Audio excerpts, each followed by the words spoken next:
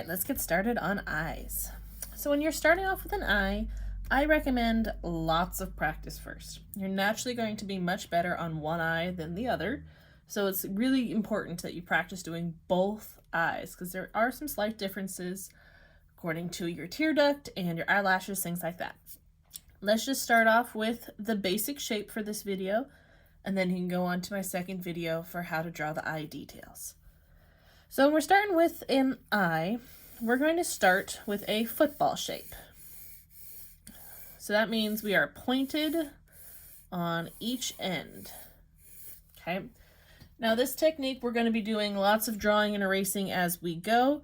So keep that in mind. I recommend drawing really light. I'm going to go a bit darker just so you have an easier time seeing. But make sure you have an eraser handy. It's going to be useful. All right.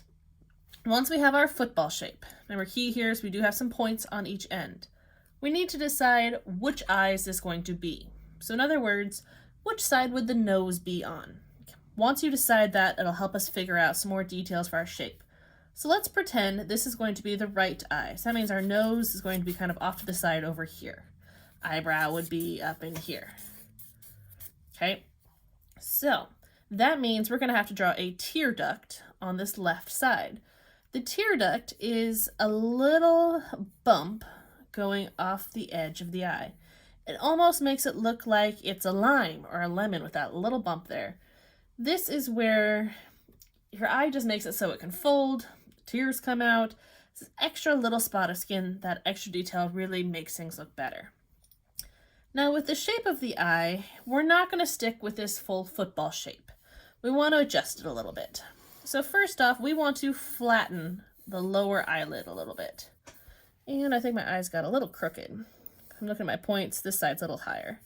So I'm going to lower this side a little. So I'm going to flatten the lower eyelid. For the upper eyelid, it's not going to be perfectly rounded like this. It's actually going to go up steeper on the inside edge, and then it's going to cut down to that lower corner. Now, eyes are actually a lot less open than we realize. When we draw eyes, we tend to think very cartoony, where the eyes are really wide open like those Disney princesses, but in reality, they tend to not look like that. They're a lot more closed, okay?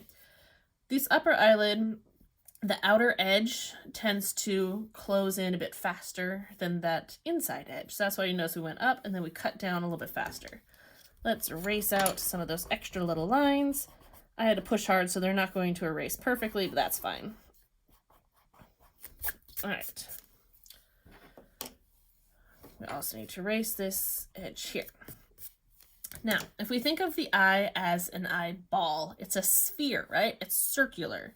Since it's the circle, we got to think about the eye being a big circle. Kind of goes like this. You don't have to draw this part. I'm just kind of demonstrating here.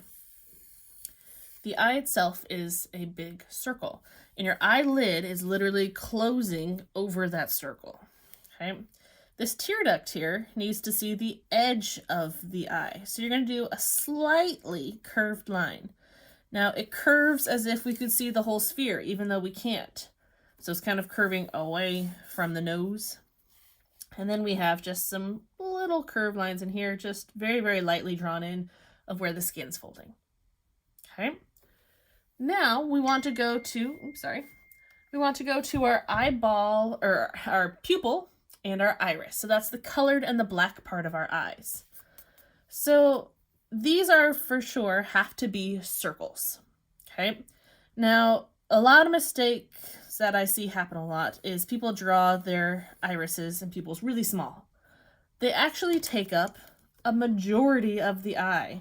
They touch both eyelids most of the time. Take a second look in the mirror. You'll notice the only time you can see white all the way around your entire eye is if you crazy wide open your eyelids, and that's just weird. So I start off by lightly drawing a circle that goes past the upper eyelid and the lower eyelid. So it is really big. Okay, notice I drew lots of lines. Trick here for drawing circles is don't use your wrist like this. Use your entire arm. That will help you get nicer circles. All right, so that gave us our outer edge for our iris, the colored part of our eye. Right? Now the pupil, the black part of our eye, has to be centered. So it's got to be perfectly in the center. It cannot be off to the side. If your eye is moving, the entire colored area moves with the black inside. The black always stays centered perfectly.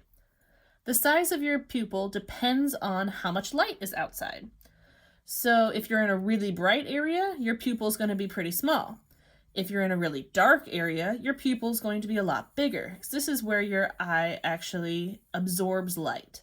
So it needs to be bigger to absorb more light in dark areas, or smaller to absorb less light in really bright areas. So you got to decide what sort of place your eye is being. I'm going to go kind of halfway in the middle. Okay, I'm going to draw a nice little circle there. I'm going to erase some of my extra lines so they're not quite so confusing.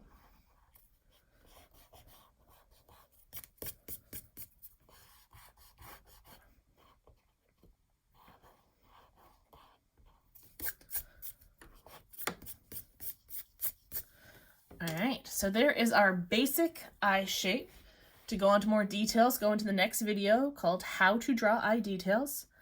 Remember, if you were going to do the exact same type of eye, but on the other side of the face, the left eye, you're going to follow that same process. You're just going to flip it around. So I'll start with a football. I'll put my tear duct on the right side. I'll flatten out that lower lid higher, and then come down over here. Curve, circle, circle, and that gets you the eye to the left side. Now, I tend to do way more eyes for my right eye, and so I'm a lot better at them. I really recommend you practice doing both eyes equally so you don't get this bad habit, like I have, of having one eye that's a lot easier to draw than the other just because you do it so much more. All right. Go into that next video to see those next steps.